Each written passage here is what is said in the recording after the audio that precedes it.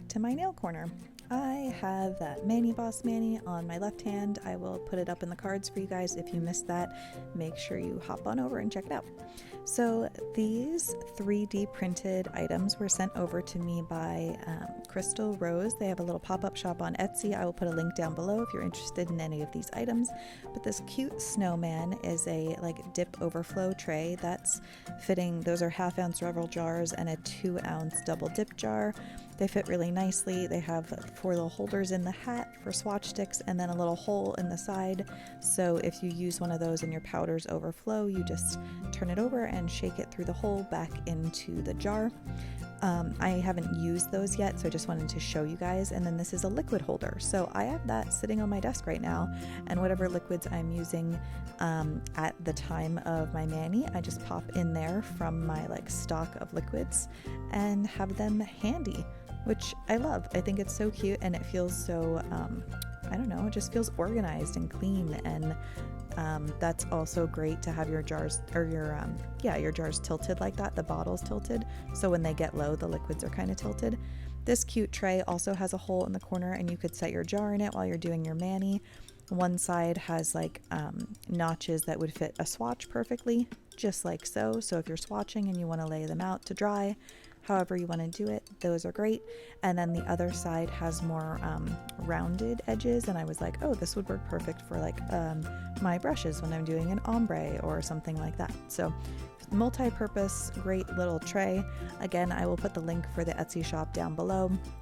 I'm sure they will have future items to come. I was like, hey, lots of people asked me about my finger rest. You should do one of those. And they had that in mind. So yeah, keep an eye out on that. Those were really cute and I'm really excited to use them and let you know what I think. So I am going to get into my mani here. I have 2 Revel colors in this mani today, and my Virgo and Gem liquids are out. This is Gold Digger. This was part of the Girl Boss collection from, I don't know, is it like a year and a half, 2 years ago now? This color, I don't know how I love like a nude color. When I got this, I thought like maybe it'll look a little more pink on me. So I've only worn it a couple of times. It's a huge fan favorite over in the Revel nail community. So if you're into nudes, this is a great one. I'm not really certain if it's still available on their website or not, but check it out if you're interested. And sorry, one of my kids bumped my camera mount and that's why there was like a little earthquake there. So I am getting into my basic dip powder application here. I'm going to do these 2 nails with Gold Digger, and then I'm going to do the other ones in Dreamwork. Dreamwork is a black base with rose gold glitters in it, and I love it a lot. So if you saw my recent mani with Starry Night, it's the snowflake one I did. I'll pop it up in the cards in case you missed it and you want to check it out. But this is like Starry Night, but with rose gold glitters. And who doesn't love rose gold glitters?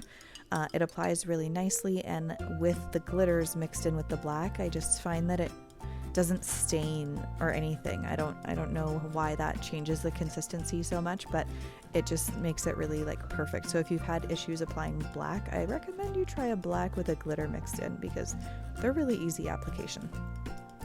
Also with that, always make sure you cap and clear if you have any colored glitters, and that counts even when they're fine glitters like you'll see in Dreamwork, because if you file those, they're going to turn silver, which is still pretty, but if you want the rose gold effect, then make sure you cap and clear.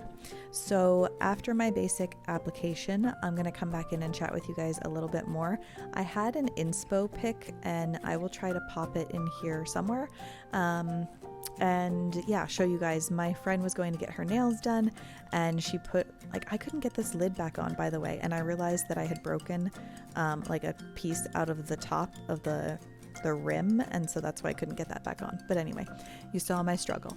So anyway, my friend posted some pictures on Facebook because she was trying to decide what to have the lady at the salon do to her nails, and I was like, I want to do something similar to that. It just called my name, and I thought it would be a super cute, like classy but subtle Valentine's Day look. So if you're not super into Valentine's Day, you don't want like the reds and the pinks and the hearts and whatever, this might be a good look for you because like I said, it is kind of Valentine's-y because I'm going to put little hearts on, but it's subtle, and I dig a subtle look. So anyway, I'm going to finish up basic application and come back in a minute and chat with you about the glitter hearts that I'm going to put on.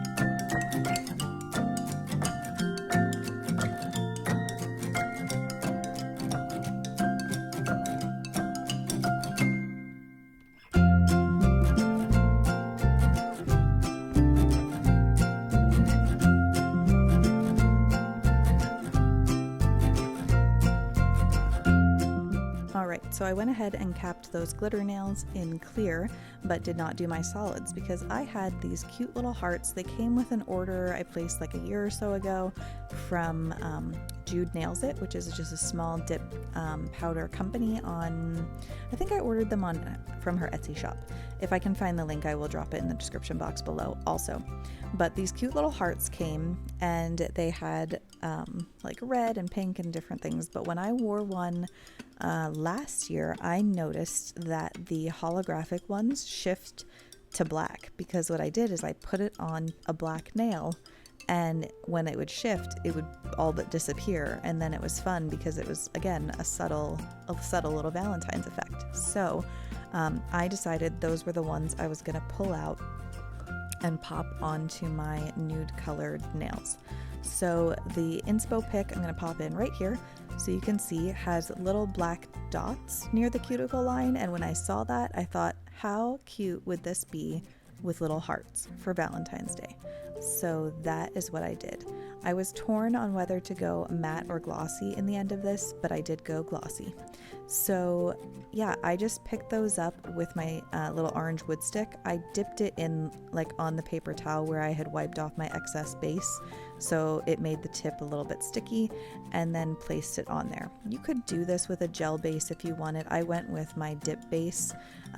Just as long as you can place whatever you want fairly quickly before it dries, then you're good to go. And I don't know if I'm perfectly centered or perfectly straight, but like if it's good enough for me to look at, then I'm okay with it. So I went ahead and placed those at the center and the bottom of my nail, and I thought they were super cute. Can you see the shift happening when I move, that they're like holographic, but then they shift black?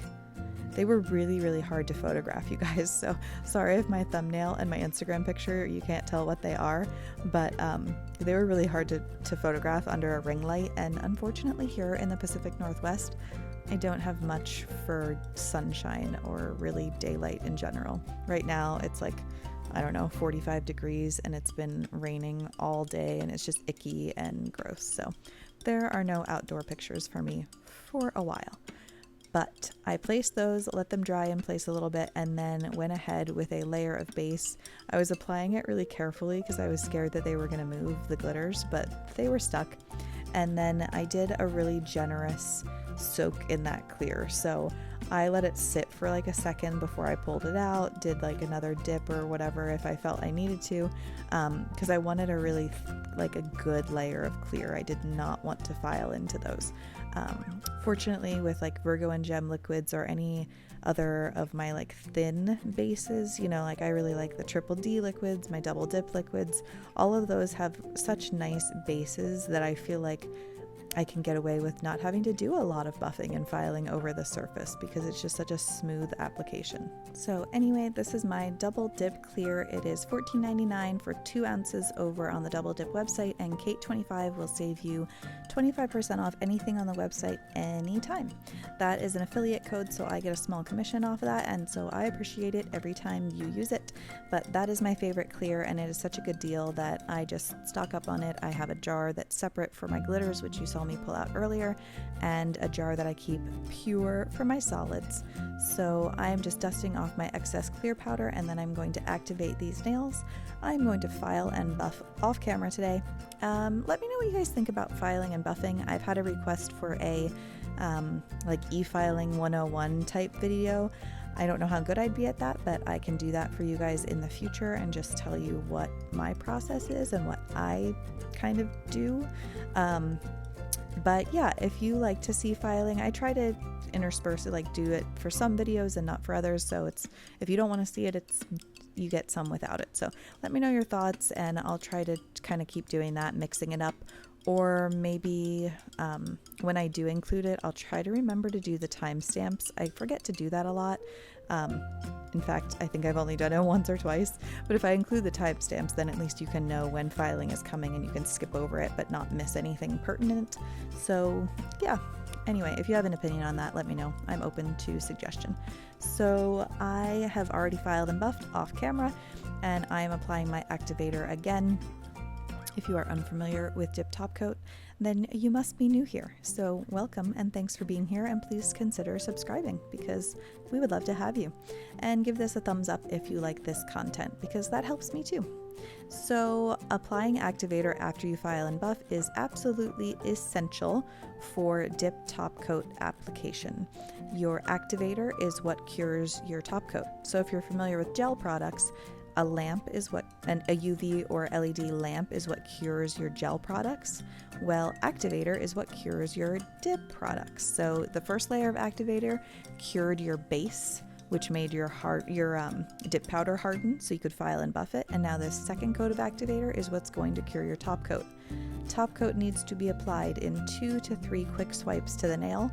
I recommend you wipe off your brush like I just did on the paper towel before you put it back into the bottle. This helps keep your top coat from being contaminated by any excess activator that's on your nail. And after you do your first coat in 2 to 3 quick swipes, you will go back around and do a more thorough second coat. You'll see that in just a minute here. You can take your time on that one and really make sure you get around to your cuticle and your sidewalls and your free edge and all those things. But the first coat is just kind of getting coverage on that nail. Again, you want to keep that activator from getting back into your bottle because it will start to harden your top coat, and that'll be a sad day. So as I'm applying this second coat of top coat, I can tell you I love my Virgo and Gem liquids still. So you probably notice if you watch my videos, I kind of rotate through a lot of different liquids because I have a lot of favorites. So sometimes it's just the mood, sometimes it depends on what kind of mani I'm doing, what I reach for.